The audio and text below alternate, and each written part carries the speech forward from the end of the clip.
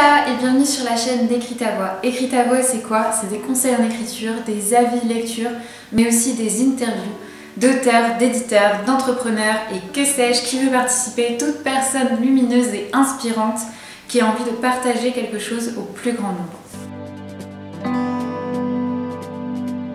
Aujourd'hui, je vais aborder un thème qui est aussi une étape clé dans l'élaboration de son roman et de son manuscrit, c'est comment choisir ses éditeurs pour son manuscrit, en particulier son premier roman, quand on débute, qu'on a envie de se lancer, mais qu'on ne sait pas vraiment vers qui se tourner. Aujourd'hui, je vais te donner les clés pour choisir tes éditeurs, comment, les bonnes questions à te poser et les différents types d'éditeurs qui peuvent exister.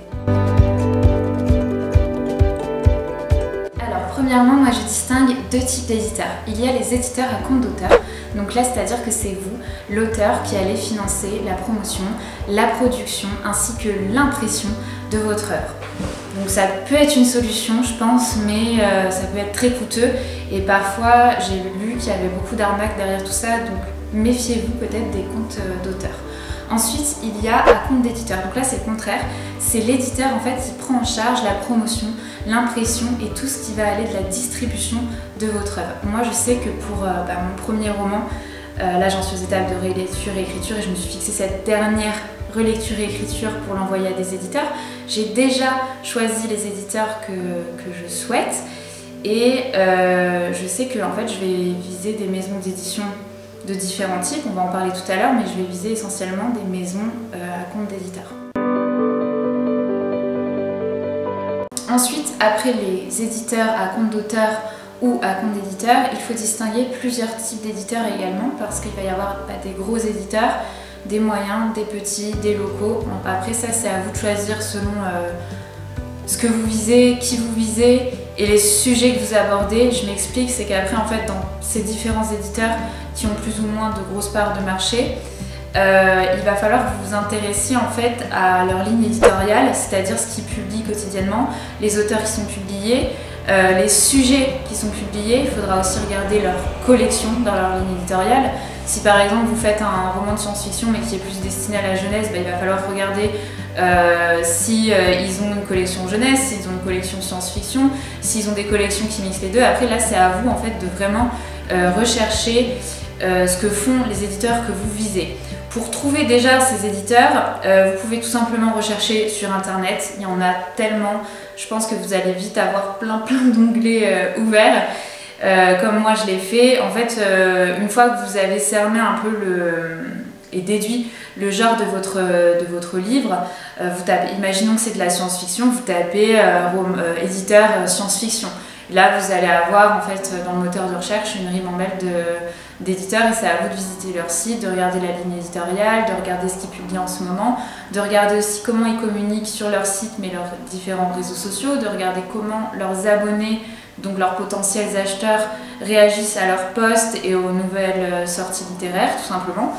Et ça va vous donner pas mal d'informations en fait pour vous dire est-ce que ça correspond au livre que j'ai fait déjà, est-ce que ça correspond à mes valeurs parce que il faut pas oublier qu'un éditeur c'est une entreprise, donc après s'il sélectionne votre roman vous allez potentiellement travailler avec lui, donc il faut que vous soyez en accord avec les valeurs de son entreprise et il faut aussi regarder en fait si tout simplement il y a des potentiels acheteurs. Si les cibles sont assez engagées sur les réseaux sociaux ou même sur le site dans les commentaires. Menez votre petite enquête comme ça. Alors moi je sais que j'ai fait des recherches par internet mais j'ai aussi été en librairie où je me suis promenée et je prenais en fait les romans, je retournais pour regarder en fait l'éditeur qui avait édité en fait le livre que j'estimais être dans le même thème, dans le même style que mon premier roman. Et je prenais des notes sur mon téléphone en fait, dans l'application de notes tout simplement. Et après je suis revenue avec au moins, je dirais 60 éditeurs de notés qui me paraissaient intéressants. Et ensuite j'ai été voir leur site, leurs réseaux sociaux pour voir si ça pouvait correspondre ou non. J'ai ainsi référencé par des recherches web et à la fois en direct en librairie une centaine d'éditeurs, je dirais, que j'ai ensuite retrié sur lesquels j'ai fait des recherches et ensuite je les ai eux-mêmes en fait dissociés dans un tableau où je les ai listés. J'ai listé par exemple les gros éditeurs dans les styles que je visais pour mon roman. Ensuite, j'ai listé les petits éditeurs. J'ai aussi listé les éditeurs de premiers romans, parce qu'il y a des éditeurs qui sont spécialisés là-dedans. Et j'ai aussi distingué les éditeurs locaux de ma région, mais il n'y en a pas beaucoup. Et ensuite, en fait, j'ai fait un tableau sur Excel où j'ai mis du coup les noms de ces éditeurs, les moyens d'envoi, est-ce qu'eux ils privilégiaient par exemple un envoi du manuscrit par voie postale ou par voie numérique. Maintenant, avec le Covid et les exigences écologiques, il y en a de plus en plus qui exigent un envoi numérique et c'est beaucoup mieux, ça vous coûtera peut-être un peu moins cher que de tout imprimer. Parce qu'au début, quand je me suis dit que j'allais imprimer en 100 fois 300 pages A4, je me suis dit je vais me ruiner. Mais il y en a quand même toujours qui exigent les envois par la poste et il faut aussi regarder leurs conditions. Par exemple, est-ce qu'ils exigent un résumé complet ou juste un résumé global? Est-ce qu'ils veulent les 2 premiers chapitres? Est-ce qu'ils veulent l'œuvre complète? Ça, c'est toujours indiqué en fait dans les exigences d'envoi d'un manuscrit. Donc je sais que je me suis aussi fait une colonne en plus de savoir comment ils voulaient le recevoir sur leurs exigences. Je me suis fait aussi une colonne sur la date d'envoi et une autre sur la date de relance. Donc c'est vraiment tout un tableau d'organisation en fait du listing des éditeurs que j'ai choisi en fonction du thème de mon roman. Alors après et pendant votre choix d'éditeur et le listing que vous allez dresser pour vous aider dans votre suivi et votre organisation, moi je vous conseille de vous poser ces questions. Quel style de roman ou de livre tout simplement j'ai écrit? Dans quelle case? Parce que oui, je suis désolée, mais moi j'aime pas me mettre dans des cases, mais dans quelle case je me situe?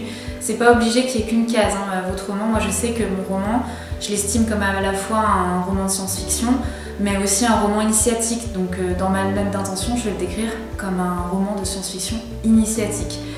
Donc voilà, vous visez aussi le style que vous voulez faire dans votre choix de ligne éditoriale. Vous regardez, franchement, faites bien attention à ça parce que je sais que j'ai lu plein de choses sur les éditeurs qui recevaient par exemple des, je sais pas moi, des romans alors qu'ils éditaient des livres de cuisine. Donc franchement, faites attention à ça parce que ce serait beaucoup d'énergie, de temps et de papier surtout gâché. Des 2 côtés. Donc voilà, donc demandez-vous quel style j'ai fait, ou quel style je veux faire si votre roman n'est pas encore fait. Quel public mon livre en fait peut toucher et quel public je vise. Donc par exemple, si c'est des jeunes, et regardez dans les lignes éditoriales. Donc par exemple, si c'est de la science-fiction, désolée je reviens à ça, mais c'est ce qui me vient en tête. Science-fiction dans les collections d'un éditeur. Et ce qui est en fait considéré dans les collections jeunesse et science-fiction. Renseignez-vous bien là-dessus. Ensuite, comment toucher ce public? Réfléchissez à ça aussi, notamment pour les aspects de promotion que vous allez aussi défendre dans la note d'intention. Et c'est ce qui va aussi donner envie à l'éditeur de vous rencontrer et de travailler avec vous et peut-être d'éditer votre livre. Et c'est aussi un moyen, si votre livre n'est pas fini et que vous savez exactement qui vous voulez viser, de savoir le vocabulaire que vous allez employer dans votre roman ou dans votre livre tout simplement si c'est pas un roman, les sujets que vous allez aborder, etc. Donc voilà, pour moi ça c'est des questions quand même très générales mais essentielles à se poser qui vont vous aiguiller en fait dans le choix de vos éditeurs.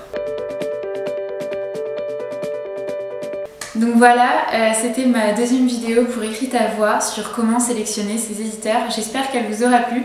J'ai eu un petit peu de mal à la tourner aujourd'hui, mais c'est toujours avec autant de plaisir que je l'ai fait. N'hésitez pas à me dire ce que vous en avez pensé ou à compléter mes propos en commentaire, à mettre un petit pouce comme on dit, ça aide toujours, et à vous abonner à la chaîne et à me suivre sur mon blog et sur les réseaux sociaux. Voilà, à la semaine prochaine pour une prochaine vidéo. Bye!